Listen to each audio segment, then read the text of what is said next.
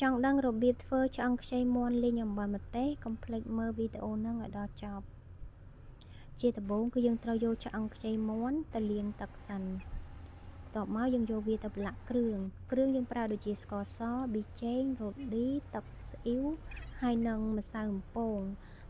យើងដាក់វាតែបន្តិចទេបងអូនដើម្បីឲ្យអំពងទៅវាឡើងស្រួយល្អតែបើបងអូនអត់ចូលចិត្តមិនបាច់ដាក់ក៏បានដែរច្របល់វាចូលជាតិឲ្យសព្វហើយ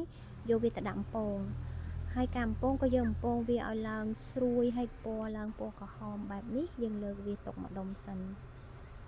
តមកយើងដាក់ខ្ទះឲ្យក្តៅយើងដាក់ខ្លាញ់ចូលយើងលីងម្ទេសហើយនឹងខ្ទឹមលីងវាឲ្យឡើងឈ្ងុយតិចមកយើងដាក់គ្រឿងចូលថែមតិចទៀត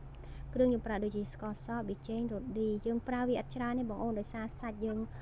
ប្រឡាក់វាម្សាហើយអញ្ចឹងយើងដាក់វាចូលជាមួយនឹងម្ទេសខ្ទឹមលីងហ្នឹងហើយយើងដាក់ទឹកចូលដើម្បីឲ្យវាលាយគ្រឿងហើយយើងកូរវាឲ្យដល់ស្ងួតទឹកបន្តិចមកយើង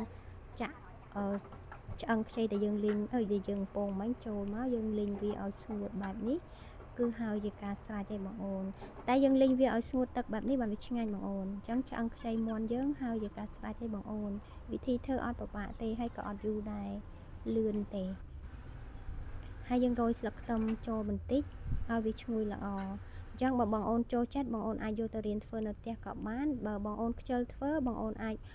មកញ៉ាំនៅហាងខ្ញុំក៏បានដែរមានលក់នៅប៉ោយប៉ែតតាហ៊ូអាំងទីតាំងកំពង់សោមមកញ៉ាំផ្ទាល់ដល់ទីតាំងក៏បានច្រកក៏បានបងអូន